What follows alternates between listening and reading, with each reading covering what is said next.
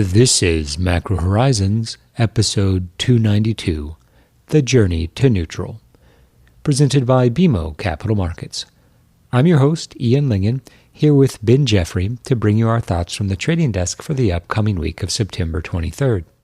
And as Powell has followed through with a 50 basis point reduction in the Fed's policy rate, we're left humming the tune to the late 60s classic, First Cut is the Deepest, by Cat Stevens. Who knew?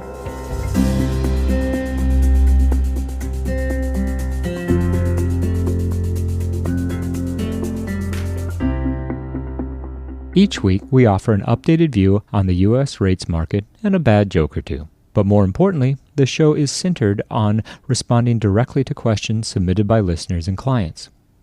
We also end each show with our musings on the week ahead. Please feel free to reach out on Bloomberg or email me at ian.lyngen@bmo.com with questions for future episodes. We value your input and hope to keep the show as interactive as possible. So that being said, let's get started. In the week just past, we finally got the departure point for this cycle's rate-cutting campaign. The Fed delivered a 50 basis point reduction in the policy rate, leaving the upper bound at 5%. Clearly, this move resolved the debate over 25 or 50, and if anything, it made it clear that the Fed intends to start the process of bringing policy rates back toward neutral. We also did get a little bit of context for the Fed's thinking on where neutral is during this cycle. The longer run dot was revised slightly higher to 2.9 versus the 2.8 prior level. And we also see via the Fed's forward projections that the FOMC believes that 2.9 is neutral, at least for the time being. Now, this isn't to suggest that it would be impossible for the Fed to push below that level. However, a policy rate materially below 3% would need the justification of a sharp deterioration in the economic outlook, which would prompt the Fed to move into easing territory.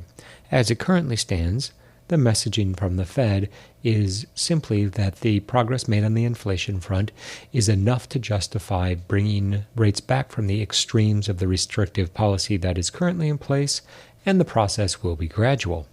Our assumption is 25 basis points a meeting from here until we get back to 3%, and then the Fed will reassess, and given the prevailing trajectory of the real economy at the time, one should expect that the Fed will be on hold until either there is evidence that reflationary pressures have returned, or there is more downside in either the employment market or the pace of consumption. None of this we expect to be resolved in the very near term. Instead, the market will continue looking at the strong performance of risk assets and the implications for the wealth effect. One of the biggest risks that the Fed runs by cutting 50 basis points is that the market prices in a swifter return to neutral than the Fed will ultimately be able to deliver. As a result, financial conditions have become much easier than a 5.0% Fed funds rate would otherwise suggest. It's the easing of financial conditions that creates the biggest risk for another rebound of inflation in 2025 and beyond. Now, obviously, the Fed is cognizant of this risk, and in making the decision to move 50 as opposed to 25, Powell seems to be content with the idea that front-loading rate cuts with at least one 50 basis point move will afford the Fed the opportunity to take a more measured and well-telegraphed pace back toward 3%. On net, the combination of the 50 basis point cut and the dots for 2024 and 2025 left the market with the impression that it was a balanced half-point cut as opposed to a hawkish or dovish one. The resulting price action was a bear steepener, which we're characterizing more as a buy the rumor, sell the fact dynamic as opposed to any interpretation of the forward path of policy rates or any implied risks on the part of the FOMC. Well, it was one of the more hotly debated Fed meetings in recent memory, as the question of 25 or 50 basis points was finally answered this past week, with Powell delivering the first cut of the cycle, and it was of the half-point variety. We also received an updated dot plot that showed another 50 basis points in rate cuts over the balance of this year, followed by another 100 next year, and terminal being reached by the end of 2026 at the Fed's best guesstimate of neutral.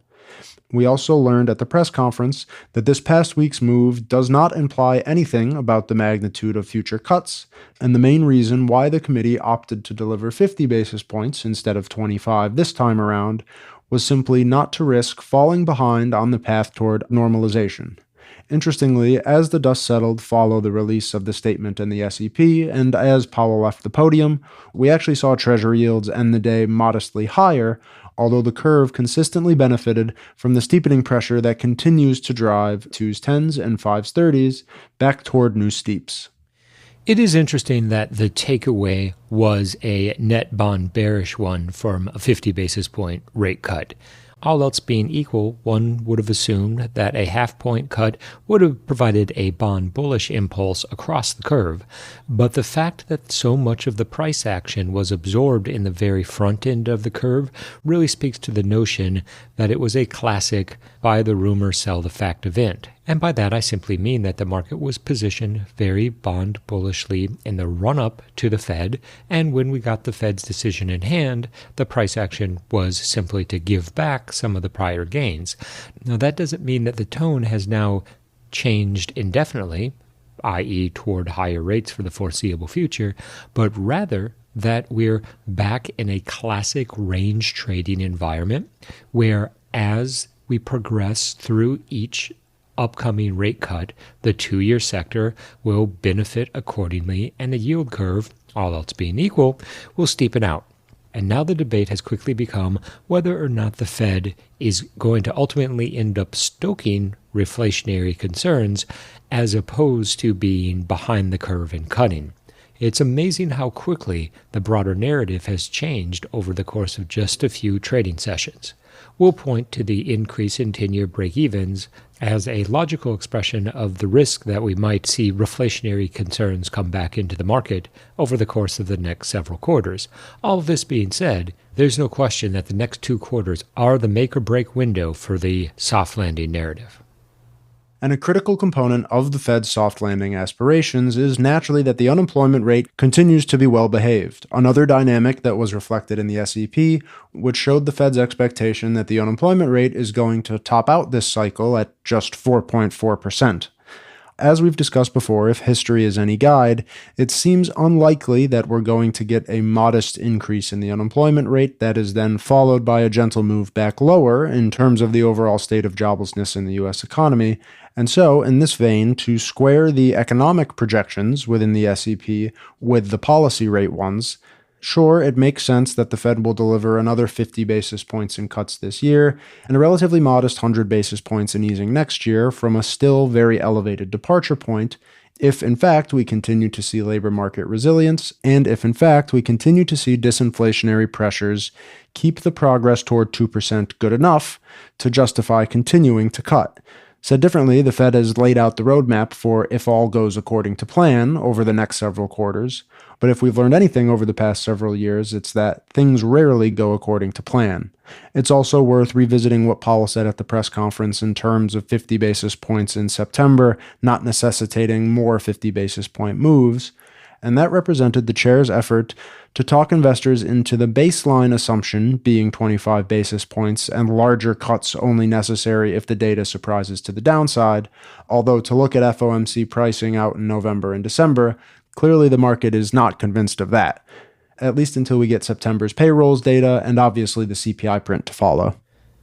One thing that the market is convinced of is this idea that the Fed is going to cut at every meeting until we get policy rates back to 3% or slightly below 3%. And if we look at the futures market, that's priced in by June or July of next year. Now, notably, that pricing is more aggressive or reaches neutral more quickly than the SEP implied, But for all intents and purposes, it's probably not that far off what the committee is actually thinking. When we look at the spread between the 2024 and 2025 dots, what we see is, as was the case in June, the Fed is telling us they're going to cut 100 basis points next year, as you pointed out.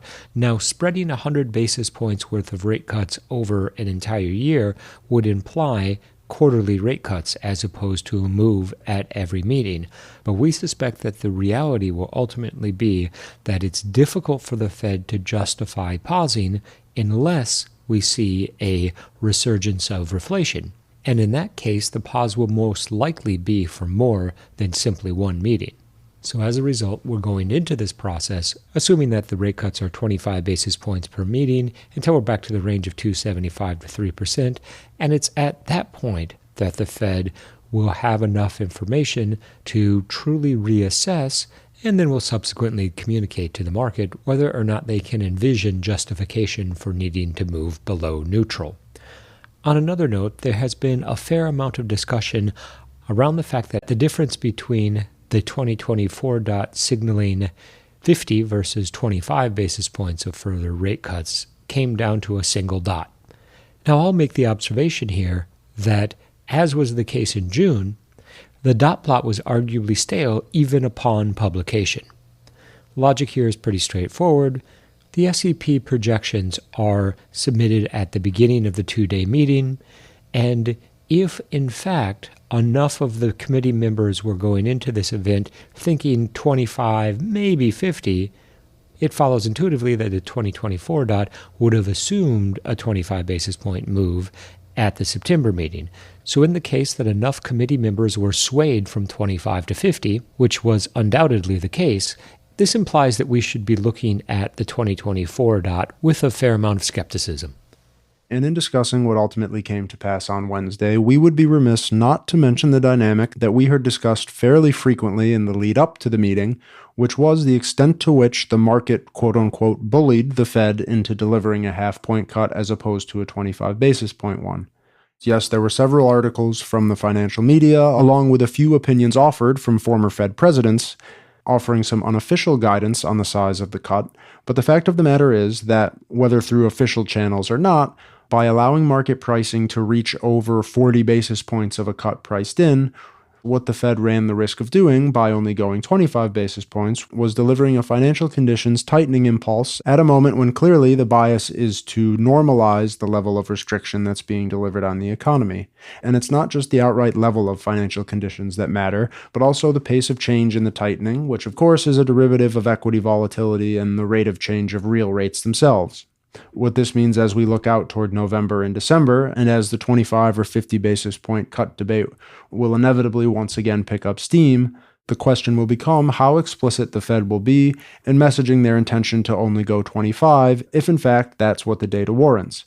Because if, as we approach the November meeting, to say nothing of the uncertainty around this year's elections, and we have a similar magnitude of cuts priced in, the Fed will find itself in a very similar situation, being forced to choose between acquiescing what the market is looking for and, optically at least, remaining independent and not beholden to what the market is doing.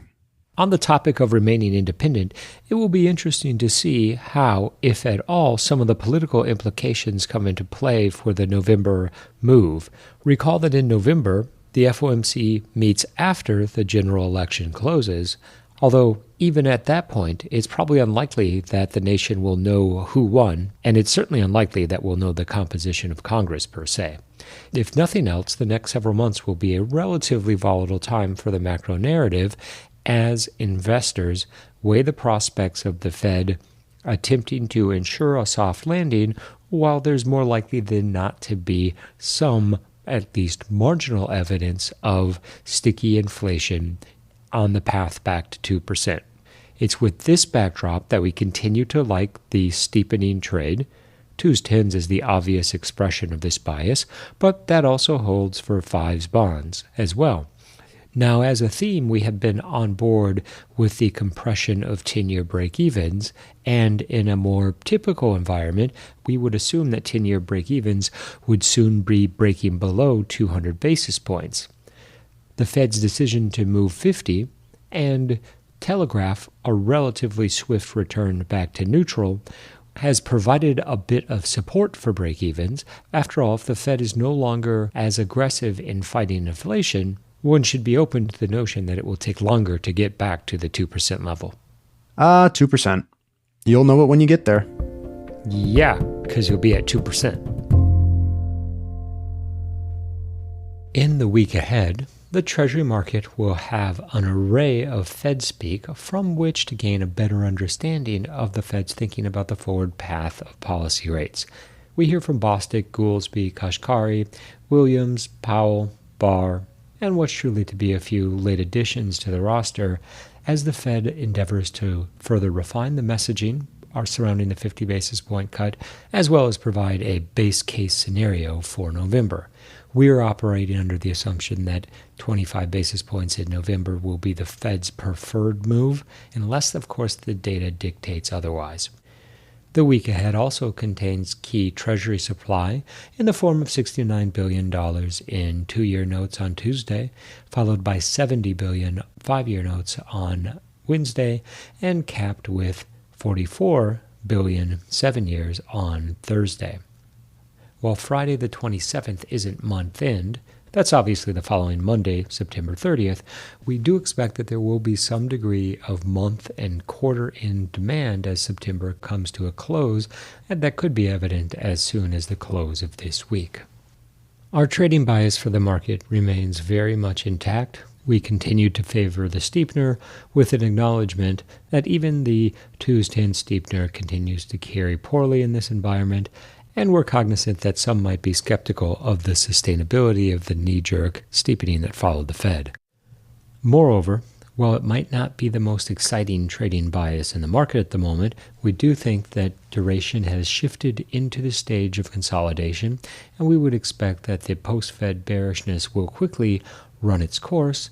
We will see a stabilizing bid emerge, and rates will drift back into a familiar territory. Now, there's certainly an argument that this could offset some of the steepening pressure, and to some extent that might be the case. However, we nonetheless see 2's10s in positive territory, and we'll look to strengthen the 2-year sector to really define the agenda for the curve. The recent unexpected decline in initial jobless claims has refocused the market on the upcoming September employment report, which is published on October 4th. Our focus there will be on whether or not the unemployment rate, which recently ticked lower to 4.2, regains its upward momentum and brings into question whether or not there's still more downside yet to be seen on the jobs front, which frankly is our base case scenario. We've reached the point in this week's episode where we'd like to offer our sincere thanks and condolences to anyone who has managed to make it this far. And as we reflect on the recent price action, it strikes us that policy rates are down, Treasury yields are up, and stocks are at record highs, leaving only one real question: what could possibly go wrong from here?